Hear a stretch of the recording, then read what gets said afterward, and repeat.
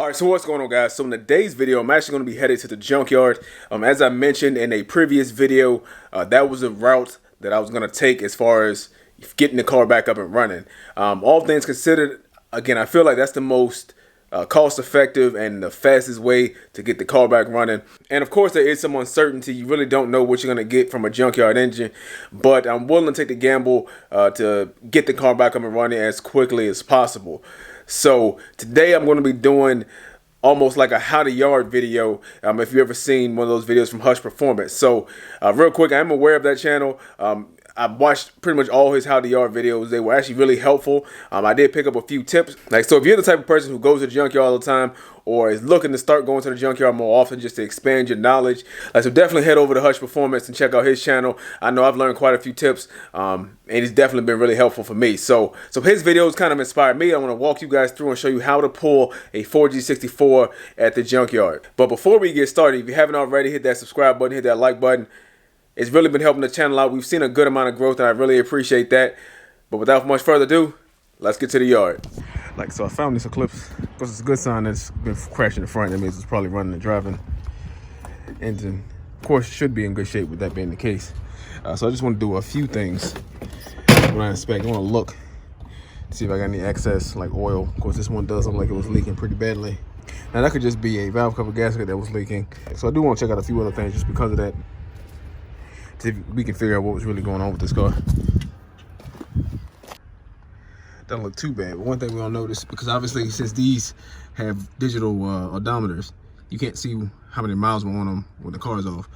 But this right here is normally a good indication. So it looks like on October 20th, it was due for an oil change at 204,000 miles. So safe to say this is a high mileage block. Not really what I'm looking for. Granted, I'll be replacing the oil pump and some gaskets anyway. So it's not a huge deal if I end up going with this one, but I'm gonna see if I can find something that's, doesn't have all that extra debris under the hood and it's a little bit lower mileage. And then people try to blame the car for being a piece of shit.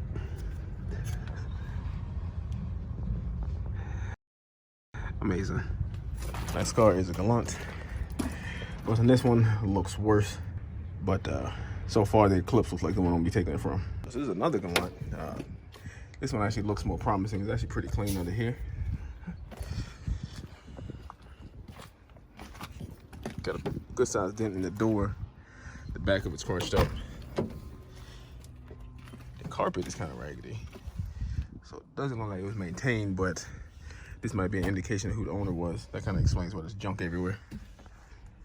It does have a mileage sticker. Look, like it says 210, so this is actually a little bit higher mileage than the other one. But it's a good candidate, it looks like. So this is actually part of the reason I came here. I'm not gonna go too much into detail on what this is yet, but for you guys who know, you know. Just like somebody already took the head, which would have been a dead giveaway. But I think I'm gonna still take this block anyway. Like, the great part about this is I came in here last week, and I saw this. Decided not to pull it because it didn't have the head, but I changed my mind. Is that because it's been out here so long, they've already cut the entire front off. So getting this thing out should be pretty straightforward. That's it. They've cut the entire front off, took the door. I'm not gonna show you the back of it, but this shouldn't take too long. So the next option, I'm sure a lot of you guys are already aware of, the Dodge Stratus coupe. This is basically just a third-gen Eclipse in a different body. Even so much, I think, like the doors fit the third gen. Of course, the mirrors are the same. Open it up. The dash, pretty sure the dash fits as well. Of course, it is cracked. And even down to the little sticker. It says Mitsubishi. I see this one looks in really good shape, which is kind of concerning because I don't know what's wrong with it. Knowing what I know about these cars, it's probably a transmission issue. But let's get the hood popped and see what that looks like. All right, so we look at it. It's really more the same. It still looks like the Eclipse is in the best shape. But I'll go ahead and take this valve cover off and inspect it. And the Eclipse isn't that far away from here, so I'll check that one out too. And then pick between this or that. So one thing is already not a good sign. I went to pull the spark plug up. entire thing. So of course that's not good, but that's really more of a maintenance thing. Of course, if your spark plug gasket circle things aren't installed correctly, then that'll cause, of course, a bunch of oil to pool up inside the spark plug tube. So I'll go ahead and take the rest of it off. A bunch of 10 and 12s is what you need to get this stuff off. All right, guys, so it's actually better than expected. It looks pretty good. It looks pretty clean. I'm gonna jump over and check out the Eclipse. All right, so I went and checked out the Eclipse. It was pretty much the same, so I think I'm gonna go with the Stratus. I look at the interior of it. Really, I did that. This seat is in pristine condition. Now, I can't find anything, like any owner manual or anything that might document how many miles on this thing, but it looks like it was very well taken care of. And we just look at the seat. That dirt came from mine. I actually took my gloves off so I wouldn't get it dirty, but of course that was a fail. All right, guys, so I did find something. Found these little inspection slips from Virginia. They've got some recent ones, and it's actually got a 721 sticker on it. Like the most recent one is 2009, and the car had 87,380 miles on it. February 2009. January 2008, it had 79,000. So it looks like they're driving about 8,000 miles in that year. So it looks like they're driving about 8,000 miles a year. Of course, it's 11 years ago, so they should have about 170,000 miles on it, which would be better if that would stay consistent. But I'm sure this car probably sat for a little bit too. But 170 would still put it ahead of the other cars that I found. See what else I can find.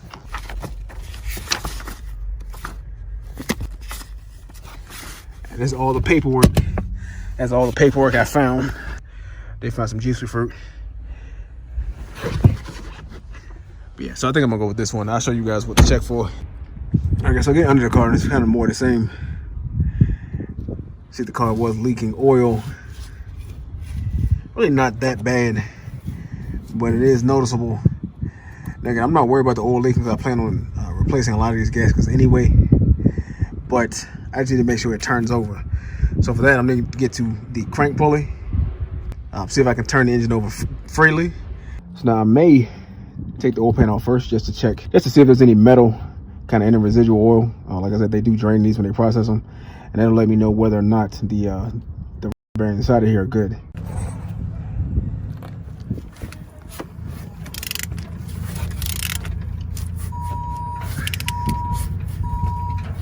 All right, so I got all the oil pan bolts off. Forgot to mention that there are two 14s for the inspection plate. Now all I need to do is just tap on one side of this with my mallet. Might need a flathead screwdriver too, just to break the seal, and we can drop this oil pan. All right, guys, so we just learned a lesson. Apparently this wasn't processed, at least not completely. And I just wasted oil, got it on my tools. I did go ahead and flip these over so it's not draining inside the tool. Definitely probably should have checked that drain bolt first, just to make sure. Good news is I don't see any metal particles in any of this oil. Bad news is now, of course, I got oil everywhere I need to lay when I actually go to pull the stuff on the bottom of this out. But lesson learned, we're gonna keep moving. Just look at the crank, it looks all good to go. So I'm gonna go ahead and start removing everything. Which means, of course, taking off the axle, taking off the axle nut, taking off the cotter pin, the axle. We're gonna pop the axle out of the transmission. We're gonna go to this side and take this axle nut off. And this axle nut is a 32 millimeter. You gotta pull that cotter pin out first, and you take that off. All right, so the cotter pin is out. Like I said, it's a 32 millimeter. I love this thing. Now I'm gonna have to get under it to pop the axle out. It's gonna make working with this thing a little bit easier. Now when I do that, I'm gonna lay down probably some carpet or something, and I'm gonna put some eyeglasses on. Anytime I get underneath the car, I like to wear some eye protection. And I don't want to be laying in the dirt, so I'm gonna get some carpet. And then taking these bolts off. Now these are 17s up front. I think they're 14s in the back. There should be, like I said, there are 2 up front. There's 1 on this bottom engine mount. And if you look at the bottom of the engine, you can see it looks to be in good shape. I said there's no metal flakes. All right, so everything checks out. It should be good to go. I'm gonna start taking everything off top, meaning the airbox, part of the power steering pump, really anything I can get to make this a little bit easier. Then I'll go underneath, remove that cross member, Everyone keep in mind when we're doing this how we're gonna work. I'm gonna work, I said, I'm gonna get all the small stuff off the top first, but not take any of the motor mounts off. I'll get that cross member and that rear motor mount off because I can take these two, I can take the ones on the side off from the top. So things like the battery tray, that'll come out with the air box. That's just a quick tip on getting these out. So of course you could just unbolt it, but there's a little metal pin that's right here. Just need to push this out. You guys saw that, but it came off. And there it is. So all I do is just push it from this side, and that's how you take these clips off, because there's a couple of them between this one and that one that are the same way. Now these ones you can get to the top of them, so you should just be able to pry these off. Then I'm trying to film, I'm not gonna be able to do that. So that's all you have to do though. You can either push on the edge of them, and I don't know if you saw that, but that one just went flying. Or you can, sometimes you can get underneath the top of them, and that's how you take those off. All right guys, so I got all the loose stuff taken off. All you need to do is 10 or 12 and just remove anything that is attached to the engine. A lot of your wiring harnesses have little brackets on them. Again, those will be taken off with a 10 or 12. I did take the upper and lower radiator hose off. Then we're gonna get these heater hoses on back, and then we can start working underneath it. All right guys, so it is a couple days later.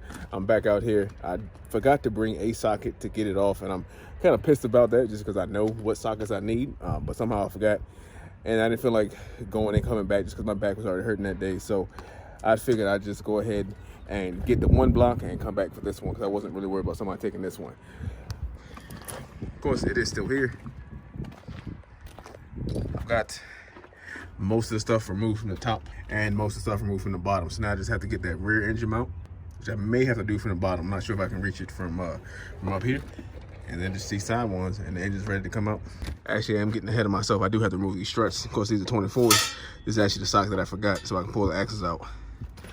Then I'll remove the engine mounts and then drop the engine. All right, so this is why I hate this rear motor mount.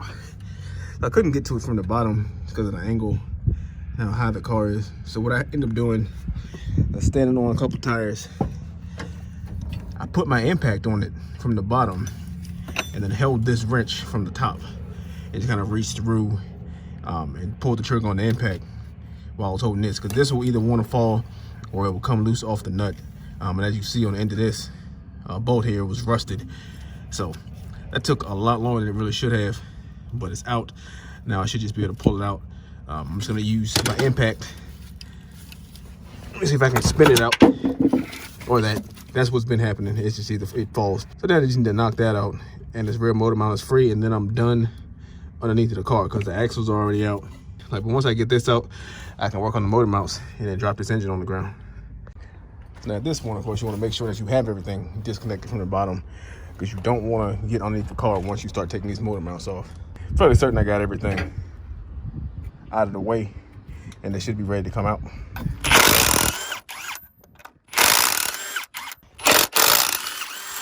For this one, I'm just going to take, I'm actually going to put a longer extension on my impact, because I'm going to take the bolts out that connect to the transmission. That way I don't have to worry about the mount actually hanging up on anything once I go to pull it.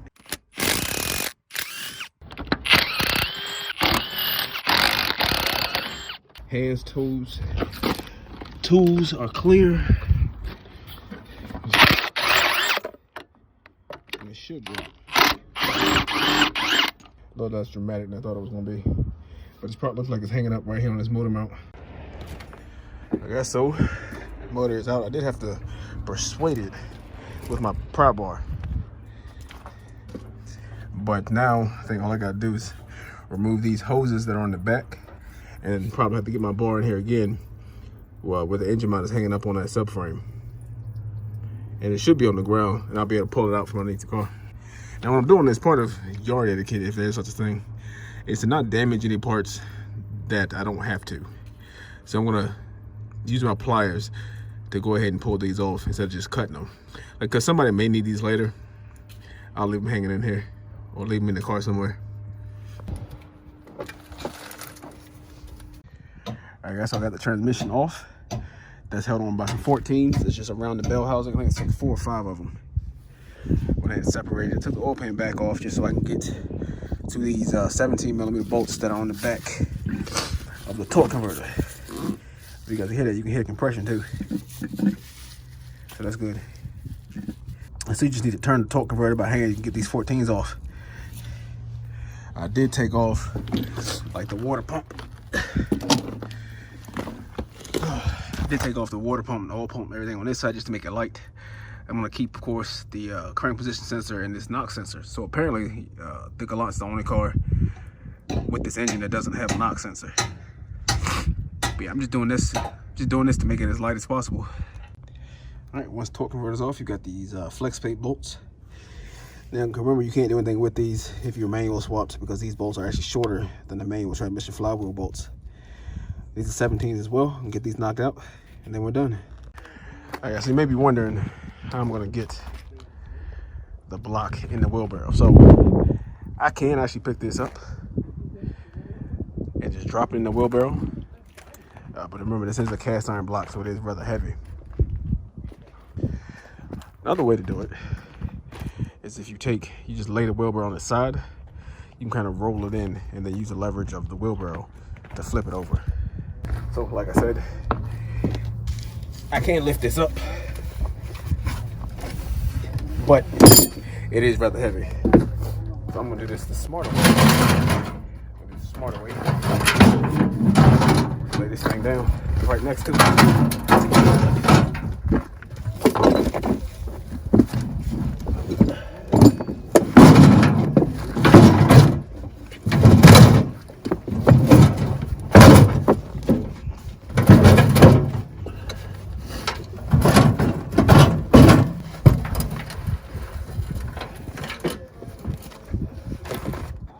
So there we go. Now I just gotta do a double check to make sure I got all my tools.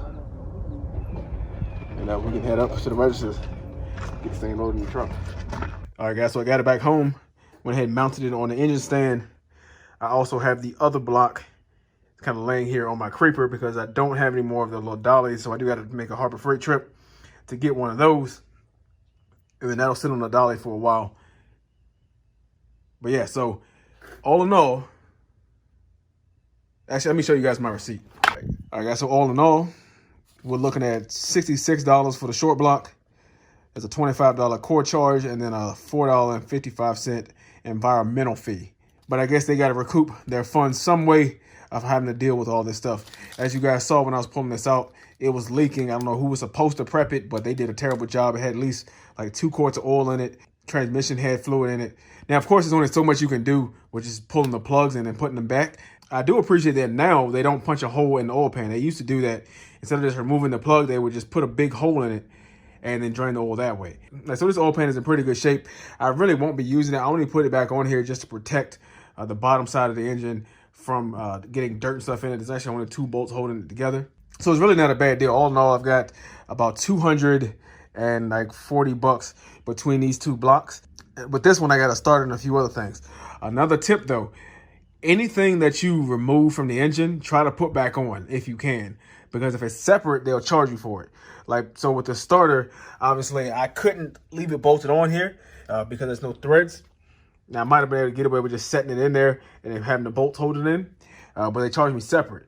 Meanwhile, if it's 1 unit, they'll just charge you for the short block. So I probably could have gotten the water pump with this, but because I don't need those items, I don't know the condition of them, and this thing's already heavy as hell, you know, I wasn't worried about that. I did, of course, leave like the oil pump casing on. Again, I wanted to protect that side of the engine and kind of keep it closed up. So I did remove a few things. There's a timing tensioner still on here.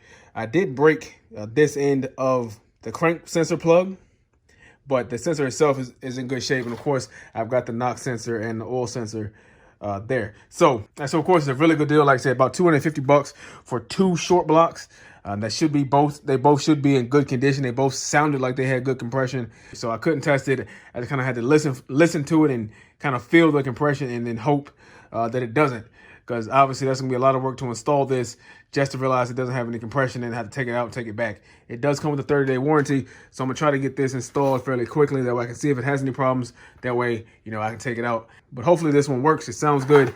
like. Now this one will probably just go into storage. I do have another project coming I'm actually really excited about, and they just so happen to have this short block, and this variant is actually pretty difficult to come across, so at least around here. So I went ahead and grabbed this. Again, for the price, you can't beat it. So you guys stay tuned for the update on this, and of course on the Galant, and hopefully we can get this thing back up and running soon.